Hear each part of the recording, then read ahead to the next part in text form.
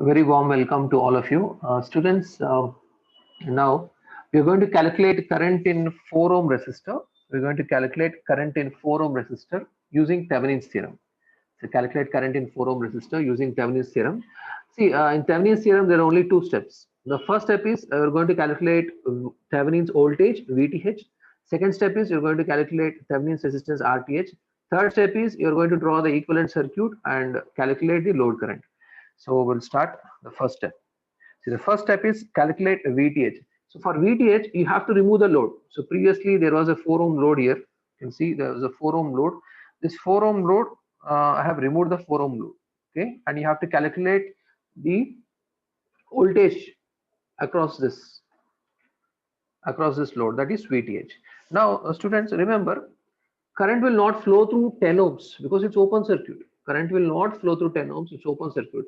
So whatever voltage appears here is the same voltage which will appear across 6 ohms also. So VTH, even if you calculate across 6 ohms, it will remain the same answer. Okay, because in 10 ohms there is no current. No current means there is no voltage drop. So VTH, voltage across 6 ohms, is nothing but is equal to VTH. So that point you have to remember. And now we'll calculate current I. Current will flow only from 16 volts to 2 ohms again to 6 ohms. Current will not flow to 10 ohms because it's open circuit. Okay, so what is the value of current is I is equal to V by R, 16 by 8. You have to consider only these two resistance, not that 10 ohms. Okay, so I is equal to 16 by 8 and I is equal to 2 ampere. Now I can see the next step here. I is equal to 2 ampere. So once we got I is equal to 2 ampere, what we want current through 6 ohms. Current through 6 ohms. So VTH is equal to current into resistor. So 6 into 2. So 6 into 2 is 12 volts.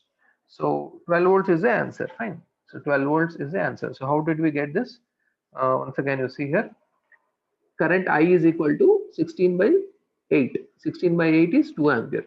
And that 2 ampere into 6 is 12 volts. So that is VTH. Okay. So next, calculate RTH. So this is the second step in the Thevenin's theorem. Calculate RTH. So whenever you're calculating RTH, whenever there is you're calculating RTH, you have to short circuit the voltage source and you have to open circuit the current source. So in our problem, if you see, we have an voltage source here. Okay, so this voltage source we have to short circuit.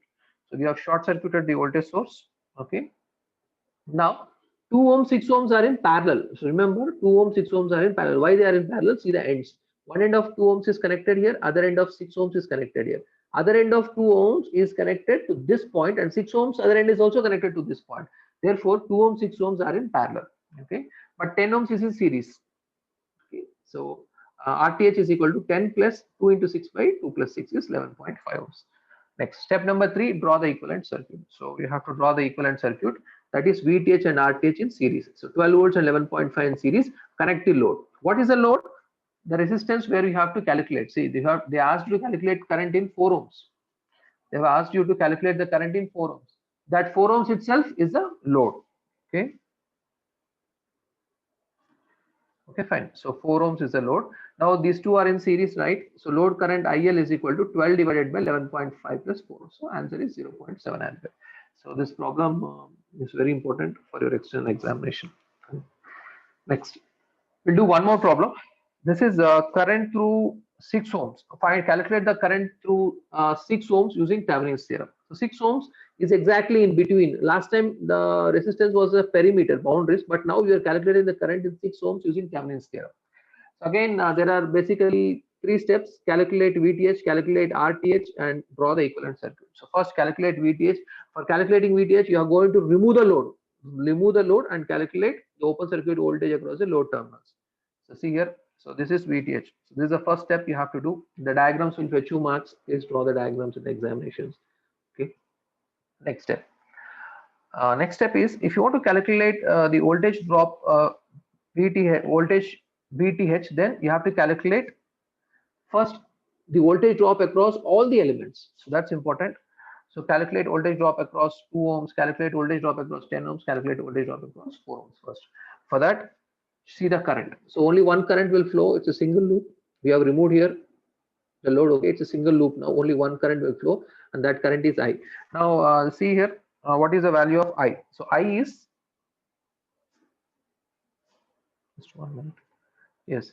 So I equal to V by R equivalent. So all these are in series. 2 plus 10, 12, 12 plus 4, 16. So total 16 ohms. I is equal to 16 by 16 is 1 ampere. Okay.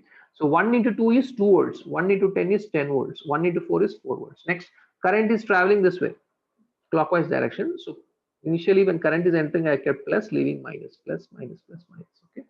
So put all the voltage drops. Third step, take any particular loop here. See, this is an assumption, students.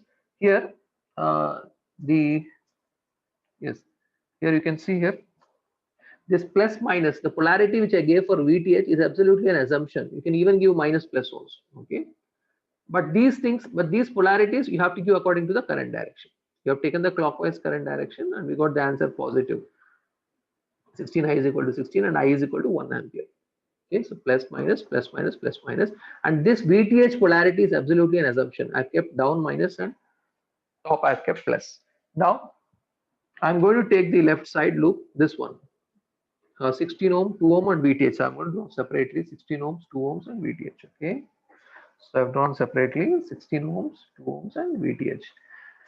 When I've drawn this, I've kept the same polarities. Students, observe the polarities. So left side plus, right side minus. So I've kept the same polarities here, minus plus. Left side plus, right side minus, and 2 volts. Okay. Now apply the normal KVL. Minus to plus is plus 16. Plus to minus is minus, minus 2. Plus to minus is minus, minus VTH is equal to 0. 16 minus 2 is equal to 14. 14 is equal to VTH if VTH goes to the right side. So this is VTH. Next step. You can even do the other way. You can try to combine these three things. You'll get the same answer. For example, you can combine 10 ohms, 4 ohms, and VTH. So if you do that, minus to plus, plus VTH, minus 10, minus 14 equal to 0, and VTH is equal to 14. VTH minus 14 equal to 0, and VTH is equal to 14. So in both the cases, you will get the same answer. VTH is equal to 14. Okay. Next, RTH. So calculate RTH. So whenever you're calculating RTH, if there is an voltage source, you have to short circuit, and current source, you have to open circuit. Now, most important point, 10 and 4 are in series. Students, observe this. 10 and 4 are in series. Next, 10 plus 4 is 14. Now, 14 is in parallel with 2. So one end is here, 2, other end is connected here. The 10 and 4 is 14, right? The 14 other end is connected here, another end is connected here. So 14 and 2 are in parallel. 14 into 2 by 14 plus 2, that is 28 by 16. You will get the answer as 1.75. Then you have to draw the equivalent circuit. Draw this equivalent circuit. Just 1 minute. Yes.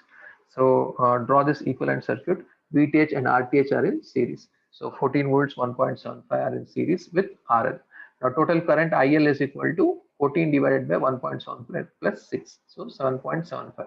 So 14 divided by 7.75 is 1.8 amperes. Okay. It's very simple. So don't miss these problems in the examinations. Okay. Thank you all.